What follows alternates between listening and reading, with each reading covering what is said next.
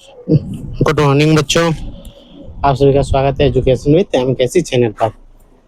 आज हम लोग क्लास 8 का भूगोल का अंतिम अध्याय का प्रश्न उत्तर करेंगे और अंतिम प्रश्न करेंगे। मात्र इतना ही प्रश्न बचा हुआ है बच्चों, जितना बोर्ड में दिख रहा है। मतलब 2 4 6 ही प्रश्न बचा है। यानी कि यहाँ से 20 मिनट के अंदर ये सारे प्रश्न आपको याद भी हो जाएगा और समझ भी जाओगे। ठीक है, उसके लिए आपको वीडियो को लास्ट तक देखना है। अगर समझ में आ जाता है तो लाइक और सब्सक्राइब कर लेना। साथ ही साथ चैप्टर को जरूर से जरूर पढ़ना है बच्चों। यहाँ तो प्रश्न उत्तर हो रहा है, जब चैप्टर को पढ़ोगे तो मैच्योरिटी बढ़ेगा। किसी भी एग्जाम में बैठोगे तो बच्चों फिर से दोबारा आके पढ़ना पड़ेगा। इससे अच्छा है कि आप यहीं पे पढ़ लो। किसी भी एग्जाम का मतलब ये नहीं कि 9 10 11 12 में आ जाएगा, नहीं बच्चों। जैसे आप कंपटीशन के लिए कुछ तैयारी करते हो, जैसे आप कुछ भी अपना मन में सोचा हो गवर्नमेंट जॉब के लिए बड़ा चीज सोचे होंगे, तो ये चीज आपको पढ़ना पड़ेगा ही पड़ेगा। आपको 100% लिख के देते हैं, कभी ना कभी घूम के ये चीज आएगा। अगर आप अभी कर ले तो उस समय आप हाई लेवल का पढ़ के आप आराम से निकाल लोगे। गांव के बच्चा यही नहीं किया रहता है, इसलिए वो निकाल ही नहीं पाता है बच्चों। ठीक है, तो आप हम लोग शुरू करते हैं, ज़्यादा टाइम नहीं लेंगे। अगर मन करे तो किताब जरूर पढ़ लेना है बच्चों। जरूर क्या, अगर चाहते हो सक्सेस तो पढ़ना, नहीं चाहते हो तो यही करके लाना नंबर। ठीक है, तो चलो शुरू करते हैं। पहला क्वेश्चन है बच्चों, क्वेश्चन नंबर 5, अंतर बताएं। जन्म दर और मृत्यु दर में क्या अंतर है बच्चों? तो यहाँ इधर लिखेंगे जन्म दर, इधर लिखेंगे मृत्यु दर। ठीक है बच्चों, क्या अंतर हो सकता है आप बताओ? जन्म दर, जब भी जन्म लेगा तो जनसंख्या बढ़ेगा, यानी कि प्रति 1000 व्यक्ति द्वारा लिए गए जन्म, प्रति 1000 व्यक्ति द्वारा दिया गया जन्म, दिया गया जन्म, यानी प्रति 1000 व्यक्ति जितना जन्म देगा उसी को हम लोग जन्म दर कहते हैं बच्चों। क्या बोलते हैं? जन्म दर, यानी कि बर्थ रेट। क्या बोलते हैं बच्चों? Birth rate. यहीं पे बोलेंगे कि बच्चों प्रति 1000 व्यक्ति में मरने वाले की संख्या, व्यक्ति में मरने वाले की संख्या, वाले की संख्या, जितना व्यक्ति मरेगा बच्चों वो सब क्या होगा? मृत्यु दर। क्या होगा बच्चों? मृत्यु दर। ठीक है, तो दूसरा पॉइंट अगर यहाँ पे आप लिखोगे, इससे जनसंख्या बढ़ता है, इससे जनसंख्या बढ़ता है। ठीक है बच्चों, अगर इसका बात किया जाए तो इससे जनसंख्या घटता है, इससे जनसंख्या घटता है। ठीक है बच्चों, 2 पॉइंट अगर लिख दिए तो काफी है। अगला पढ़ते हैं, उत्प्रवास और अप्रवास। उत्प्रवास और इधर क्या है? अप्रवास। उत्प्रवास का मतलब अपना जो वर्तमान जगह है उसे छोड़कर दूसरी जगह चल जाना है। यानी उत्प्रवास क्या होता है? जब एक स्थान छोड़कर, एक स्थान छोड़कर दूसरा स्थान चले जाए, दूसरे स्थान पर चला जाए। स्थान, स्थापना हो गया, नहीं, स्थान पर चले जाए, पर चला जाता है। तो इस प्रोसेस को बोलते हैं बच्चों क्या? उत्प्रवास। अप्रवास क्या बोलेंगे? जब एक स्थान से, एक स्थान को छोड़कर, छोड़कर दूसरे स्थान में आ जाए, दूसरे स्थान पर आ जाए या आ जाता है, तो उसे बोलते हैं अप्रवास। क्या बोलते हैं बच्चों? अप्रवास। उत्प्रवास, अप्रवास, इमिग्रेशन, एमिग्रेशन। ठीक है बच्चों, इससे जनसंख्या वृद्धि होता है। इससे अगर जा रहा है तो क्या होगा? इससे जनसंख्या कमी, जनसंख्या कमी होता है। ठीक है, इससे जनसंख्या वृद्धि होता है, जनसंख्या वृद्धि होता है। यही तो 2 क्वेश्चन आपको लिखना था बच्चों। ठीक है, यही आंसर हो गया। इसका आंसर यहाँ नहीं लिखे, सॉरी, यहाँ भी इसका आंसर नहीं लिखे, यही हो गया। एक बार चेक कर लेते हैं पूरा क्लियर आ रहा है या नहीं आ रहा है रेड पेन से। ठीक है, रेड पेन से क्लियर आना चाहिए। हाँ, टोटल क्लियर दिख रहा है, कोई बात नहीं। क्लियर बच्चों, यहाँ तक कोई दिक्कत समझ में आया? जैसे कि मैं अपना गांव छोड़ के कहीं पे चला जाऊं, तो जैसे अपना गांव में बोलूंगा कि यहाँ पे क्या हो गया? अप्रवास। उत्प्रवास, जैसे गांव छोड़ के कहीं मान लो दिल्ली चले गए, तो दिल्ली में जैसे ही पहुंच गए तो दिल्ली में क्या हो गया, अप्रवास, और मेरा गांव में क्या हो गया बच्चों, उत्प्रवास। जैसे जो जिस जगह पे छोड़ेंगे वो क्या होगा, उत्प्रवास, और जहाँ इंटर करेंगे वो अप्रवास। जैसे मैं अपना गांव छोड़ के गया तो क्या होगा बच्चों, मेरा संख्या कम हो जाएगा, जनसंख्या क्या होगा, कम होगा, यहाँ पे जनसंख्या बढ़ जाएगा, दिल्ली का जनसंख्या एक तो बढ़ जाएगा। ये नहीं हो सकता जहाँ जाएंगे, दिल्ली या कहीं पे भी जाओ, जैसे बांग्लादेश से बहुत सारे आदमी यहाँ घुसपैठिया आता है कि नहीं, तो भारत की जनसंख्या बढ़ जाता है लेकिन बांग्लादेश में घट जाता है। तो जो वहां से बांग्लादेश से आया तो उसी को बोलेंगे उत्प्रवास, और भारत में बस गया तो क्या बोलेंगे, अप्रवास।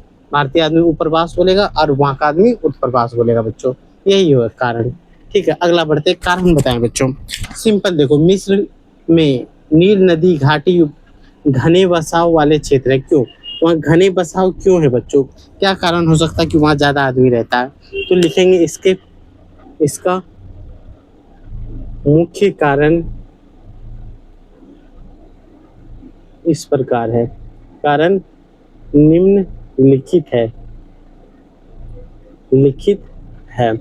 पहला कारण तो लिख देंगे बच्चों कि भूमि उपयोगी, भूमि उपजाऊ है, क्या है, भूमि उपजाऊ है।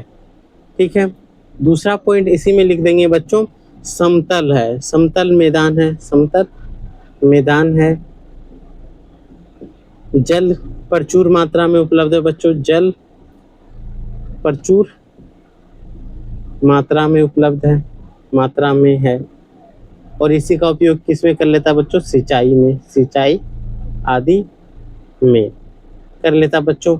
अगर मौसम बोला जाए तो समशीतोष्ण है, कैसे, मौसम समशीतोष्ण बच्चों, सम मेरा स्पेलिंग थोड़ा सा मिस्टेक हो जाता है, समशीतोष्ण, पहला वाला जो सौ लिखे थे वही होगा। ठीक है, समशीतोष्ण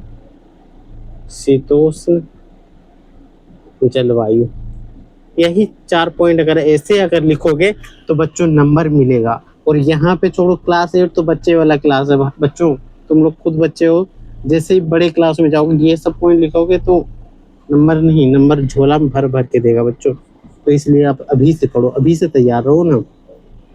नाइजीरिया की जनसंख्या वृद्धि दर बहुत अधिक है, तो इसका लिखेंगे, इस कारण पूछा है तो इसका कारण निम्नलिखित है। जैसे फैक्ट टू फैक्ट लिखेंगे बच्चों, ज्यादा कुछ नहीं, जो कारण है वो लिखेंगे और साइड करेंगे, इसका कारण निम्नलिखित है। पहला कारण लिखेंगे बच्चों, जन्म दर अधिक है, जन्म बर्थ रेट जो है बच्चों अधिक है, जन्म दर अधिक है। दूसरा लिख सकते हैं बच्चों, मृत्यु दर कम है, मृत्यु दर कम है। तीसरा पॉइंट लिखेंगे बच्चों, स्वास्थ्य सुविधा अच्छा है। ठीक है बच्चों, स्वास्थ्य सुविधा अच्छा है जिसके कारण आदमी टिकता है। और तीसरा कारण है बच्चों, परिवार नियोजन जो होता है वो वहाँ का कल्चर है, परिवार नियोजन नहीं करना वहाँ का संस्कृति, परिवार नियोजन संस्कृति एक चलता है।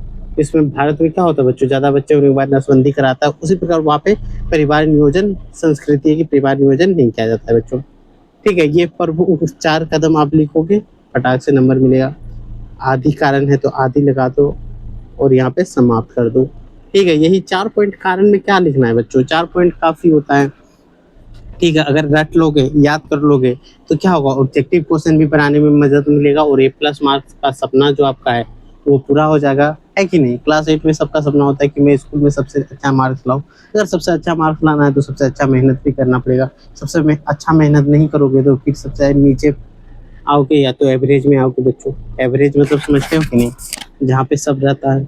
जैसे क्या परिवर्तन से आप क्या समझते हैं, अगला क्वेश्चन सादृक उत्तरी प्रश्न, जैसे क्या परिवर्तन से आप क्या समझते हैं, तो सिंपल लिखेंगे कि निश्चित समय में जनसंख्या में होने वाले बदलाव, जनसंख्या में होने वाले बदलाव, निश्चित समय का मतलब समझ रहे हो बच्चों, एक निश्चित 10 साल 5 साल 2 साल 1 साल निश्चित समय में। ठीक है, अब ये नहीं 6 महीना इस बार उस बार 18 महीना 24 महीना 30 महीना ऐसे नहीं, निश्चित समय में जनसंख्या में होने वाले बदलाव को जनसंख्या परिवर्तन कहलाता है। क्या कहलाता है, जनसंख्या परिवर्तन कहलाता है। इसका मुख्य कारण निम्न है, निम्नलिखित है। निम्नलिखित का मतलब समझते हो बच्चों क्या होता है? निम्नलिखित का मतलब नीचे लिखा हुआ है। तो पहला होगा जन्म दर। क्या होगा बच्चों? जन्म दर। जन्म दर से क्या होगा? इससे जनसंख्या बढ़ता है, इससे जनसंख्या बढ़ता है, बढ़ता है। एकदम आराम आराम से लिखना है। हम देखो अब अभी चाहेंगे तो फटाफट बहुत स्पीड से लिख सकते हैं, लेकिन आपके लिए आसान से लिख रहा है कि आप सुन सुन के भी लिखो बच्चों, सुन सुन के भी लिख लो और देख देख के भी लिख लो। दूसरा अगर बोले तो मृत्यु दर। मृत्यु दर मतलब मृत्यु दर से क्या होगा बच्चों? इससे जनसंख्या में कमी होता है, जनसंख्या में कमी आता है। ठीक है बच्चों। तीसरा कारण लिखेंगे प्रवास। प्रवास, इसमें वृद्धि व कमी होता है, वृद्धि व कमी होता है। प्रवास दो प्रकार के बताए हैं बच्चों, देख लो यहाँ पे। एक तो हो गया उत्प्रवास और एक अप्रवास। उत्प्रवास हो रहा है तो क्या होगा बच्चों? जनसंख्या कमी होगा। अप्रवास हो रहा है तो जनसंख्या वृद्धि होगा बच्चों।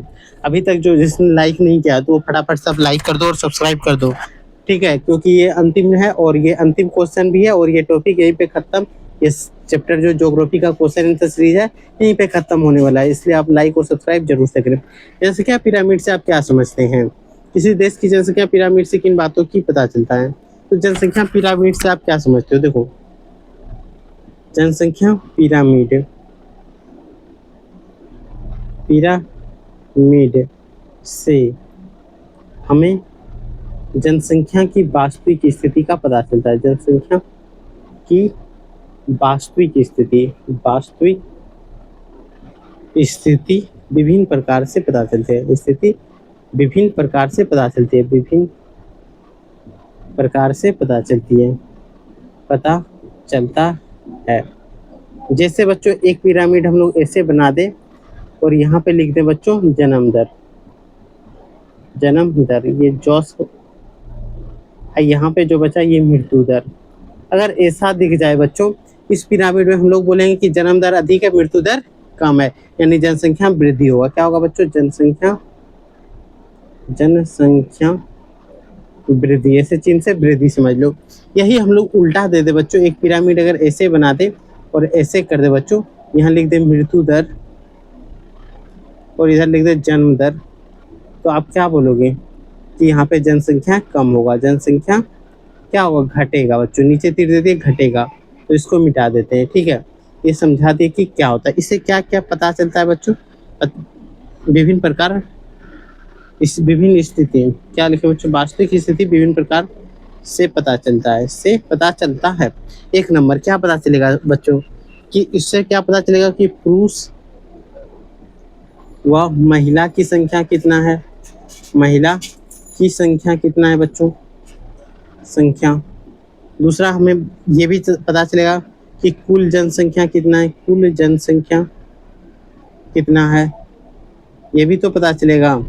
तीसरा पॉइंट हम लोग पता कर सकते हैं कि मृत्यु दर और जन्म दर क्या है, जन्म दर के बारे में बच्चों, मृत्यु दर और जन्म दर को जान सकते हैं। और चौथा पॉइंट अगर बोला जाए तो आश्रित जनसंख्या और कार्यशील जनसंख्या के बारे में जान सकते हैं बच्चों। कार्यशील को क्या बोलेंगे? Working age. और ये डिपेंड्स जनसंख्या क्या क्या क्या होता है? पॉपुलेशन, यही होता है कार्यशील जनसंख्या। कार्यशील जनसंख्या में आएगा बच्चों 15 वर्ष से 64 वर्ष की उम्र तक। इसमें बच्चों आ जाएगा कितना? आश्रित क्या होगा बच्चों? जो 1 से 14 वर्ष का, 0 से 14 वर्ष का हो, साथ ही साथ 65 प्लस हो। ये सब क्या होगा बच्चों? बूढ़ा आदमी। काम कर पाएगा नहीं, वो किसी ना किसी पे आश्रित होगा, डिपेंड होगा। डिपेंडेंट पॉपुलेशन बोल सकते हैं या वर्किंग पॉपुलेशन बोल सकते हैं। 15 से 64 वर्ष जो भारत का माना जाता है कि इतना समय तक काम करता है, इसके बाद आराम से बैठो, खाओ पियो ऐश करो, ठीक है? तो यही होता है। तो ये समझ में आया पूरा? अगर समझ में आ गया हो तो एक लाइक और एक सब्सक्राइब जरूर करें, अपने दोस्तों तक शेयर कर दें बच्चों, ठीक है। दोस्तों तक शेयर करोगे तो ज़्यादा मोटिवेशन मिलेगा, ज़्यादा से ज़्यादा वीडियो बनाएंगे और अच्छी क्वालिटी से और अभी अच्छे ढंग से आपको समझा देंगे, ठीक है। अगर नहीं समझ में आए तो एक बार ज़रूर से कमेंट बॉक्स में बताना है, अगर समझ में आ जाए तो ज़रूर से ज़रूर ये भी बताना है कि बताना है बच्चों कि ठीक है, ओके, वेरी गुड, ऐसे लिख देना है। और साथ-साथ अगर आपको चैप्टर पढ़ना है तो बच्चों तो ज़रूर से ज़रूर लिखना है कि सर चैप्टर को पढ़ाएँ। एक बार हिंदी में टाइपिंग कर देना है कमेंट बॉक्स में कि चैप्टर को पढ़ा दें, ठीक है। जब चैप्टर पढ़ोगे ना तो आपको लगेगा कि एग्ज़ाम कितना आसान होता है, ठीक है। तो चलो बस इतना ही, फिर हम लोग नेक्स्ट वीडियो में मिलेंगे। अगर टेलीग्राम ज्वाइन नहीं किए हो बच्चों तो टेलीग्राम फट से ज्वाइन कर ले, और छोटा बड़ा भाई अगर है कोई तो उसके पास ज़रूर से ज़रूर चैनल शेयर कर देना, क्योंकि वो भी अपना 9-10 का तैयारी अच्छे से कर सके, ठीक है बच्चों। बस इतना ही, अगर इतना टाइम दिया हो तो धन्यवाद आप सभी को।